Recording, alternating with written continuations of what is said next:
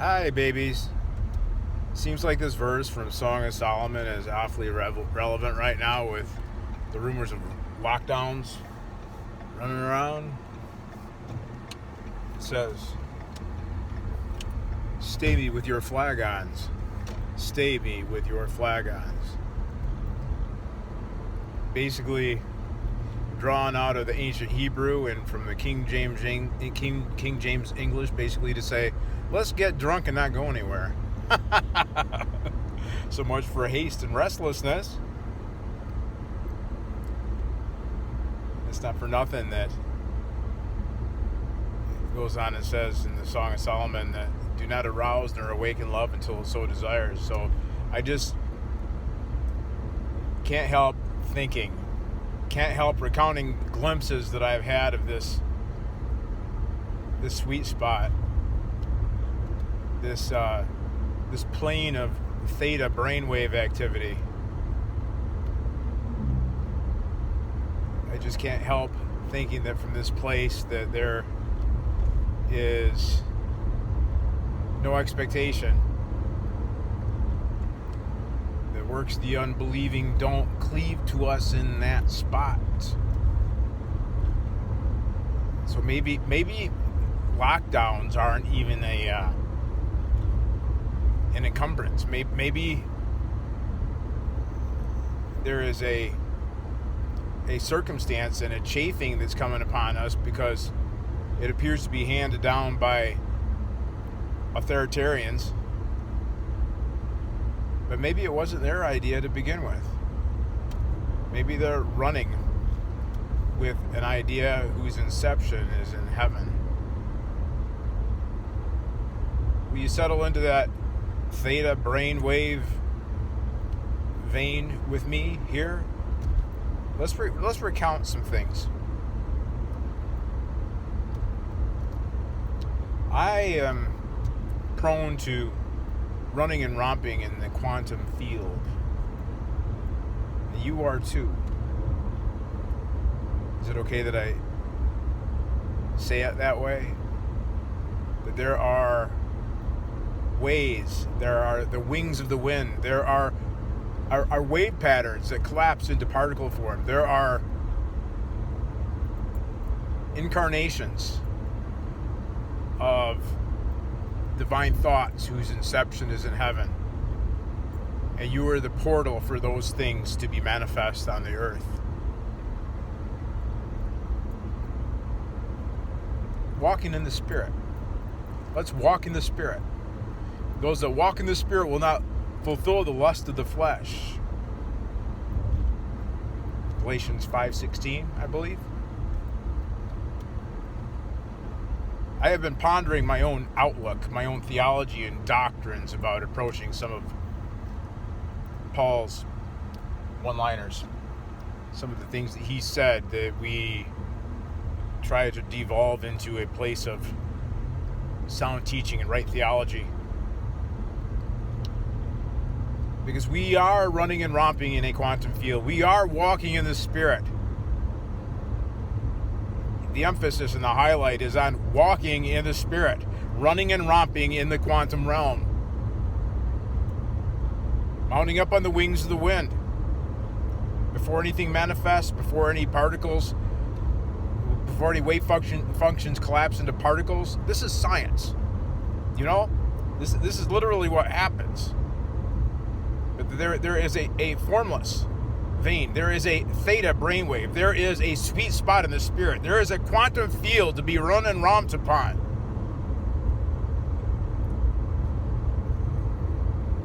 That leaves a lot of teaching and hand-wringing and exegesis from the Bible.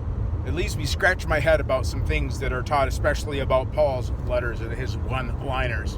Walk in the Spirit and you will not fulfill the lust of the flesh. Emphasis on walking in the Spirit. And if all you're settling for is a institutional sin management program, then I guess that walking in the Spirit is going to be pretty utilized unto you in order to act right and shape up. Total line. That's not the emphasis. Is that the objective? Is that the objective for you? I just don't want to sin anymore. That's petty. Petty!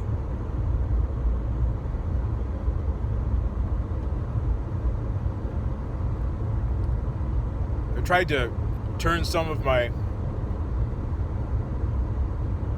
more traditional fundamentalist Christian friends onto some revelations that I've had out of Romans chapter 8.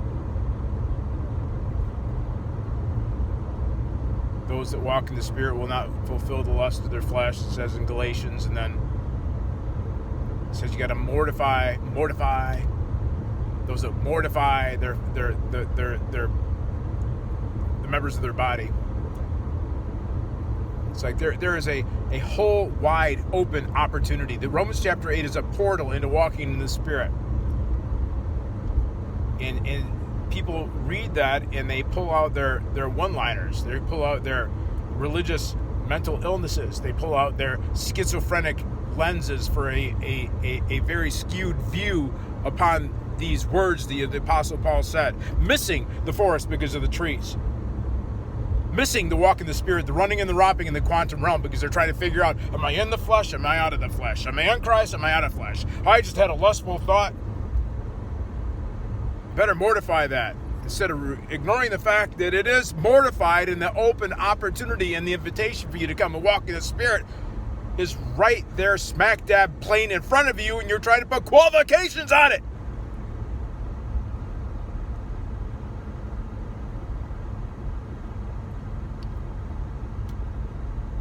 So let's walk in the Spirit. Let's run and romp in the quantum realm. What place does lust? What place do your dirty thoughts? What place do your secret roots of bitterness and encumbering sins? What does that affect? How does that affect this wide open opportunity, invitation to walk in the Spirit?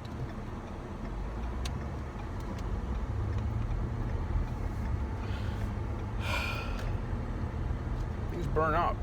I remember Rick Joyner he wrote a book, Final Quest, years ago, after having had visions. He saw the cloud of witnesses and he encountered people in the glory. And I remember him recounting in this book that there was a check in his heart, that there was such a comeliness, such a glory, such a cleaving, wanting, sucking need rising up in him at the glimpse of a glorified humanity. He was tempted to lust. He was running and romping in the quantum field. He was walking in the Spirit, and he went deeper than I've ever gone. I'd love to go that deep. But he had encounters with saints that were so glorified that he was tempted to lust. So what of lust? Walk in the Spirit, you will not fulfill the lust of the flesh. It's walking in the Spirit. Let's break that down into quantum theory. Let's break that down into running and romping in the quantum realm. Existing on the wings of the wind. Moving according to wave patterns. When you grope for something, you are compelling something that exists in the Spirit, something that's free, to collapse into particles, to collapse into a manifestation. And objects of lust, things that we desire, that when we reach for them, we're taking an inception of something from the Spirit, and there is a collapse of wave particles, of waves that becomes a collapsed particle form that manifests from the Spirit into the natural.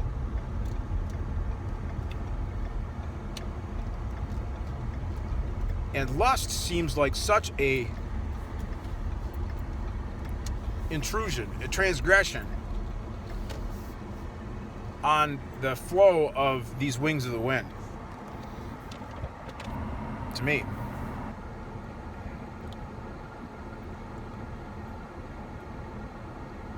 There's just so many dimensions of what it means to be a human, a glorified human. I mean, just think of it. God has set eternity into the heart of man.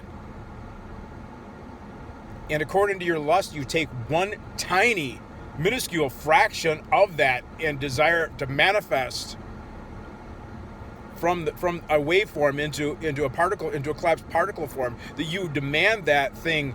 It's like taking a snapshot.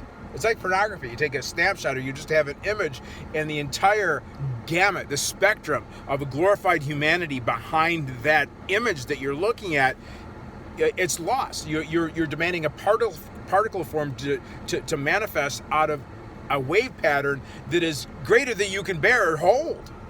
Yet Jesus comes along. Think of this. The Apostle John said this. That which was a wave pattern, that which was in the beginning, that which we have heard, our eyes have seen, our hands have handled. The word of life. A being operating on the wings of the wind. A being operating as a wave pattern, as a spirit.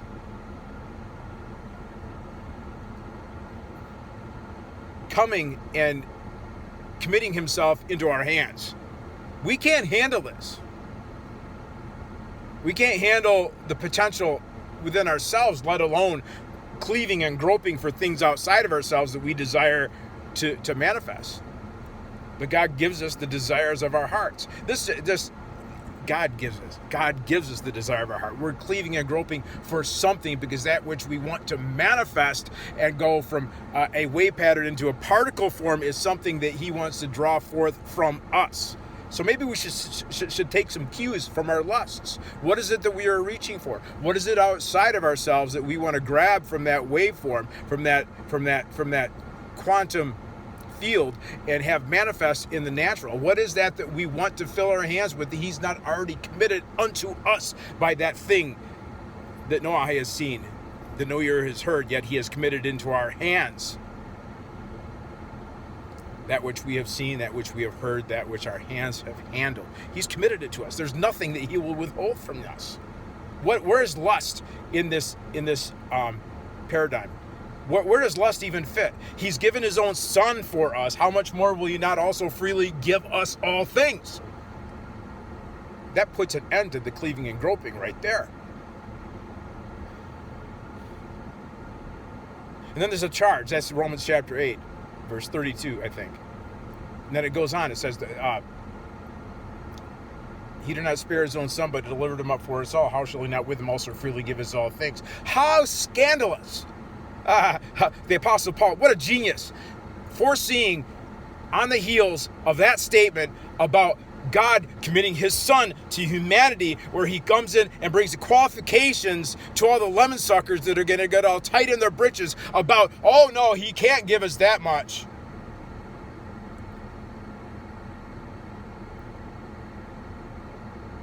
And so, I mean, fundamentalists are used to envisioning this as a guilt trip. Oh, he's given his son, he's given his son, and there's a line, and he did so much for you, and if you don't respond and give back to him, well, I don't know how it's going to turn out for you. You're probably dangling a thread over the fires of hell. A little excursion there, sorry. But Romans 8:32, he said, he's given his own son. How much more will he not also freely give us all things? All things. Withholding nothing. No guilt trips, no compulsions. Just free giving. And then qualifying the lemon-sucking, tight in the britches type people after that, saying, so who will bring a charge against God's elect? It is God who justifies, who is you condemns. So if you receive that abundance, if you are freely running and romping in the quantum realm, if you are seeing things in the spirit and recognizing the wings of the wind, and this stuff is coming and manifesting in your life, get ready for some accusations, because when the favor of God is upon you, like Joseph, the coat of many colors, the favor of his father Jake was upon him, and all his brothers hated him and spited him for it. So when that kind of favor, that kind of divine favor and pleasure from heaven rests upon you, and the manifestation of the sons of God is upon you, and the creature is set at liberty for you, and the blessings of God are manifestly being heaped upon you, there are going to be some ninnies sitting around saying stupid things like, let us bring a charge against God's elect. Who does he think he is? So let the Apostle Paul rebuke that and shut it up right now. Who will bring a charge against God's elect? It is God who justifies, who is you condemns. It is Christ who died and furthermore is also risen, who is even at the right hand of God, who also makes intercession for us. Oh, I think I said my piece, babies, but just let's run and romp in the quantum realm, okay? There's no lust there. There's nothing to shrink back for. There's an overwhelming amount of just bliss and kicks and giggles. Maybe that stays some of you and makes you want to sit back, but just there's no cause for alarm. There's no cause to be locked down. There's no cause to fret or to be chafed by anything.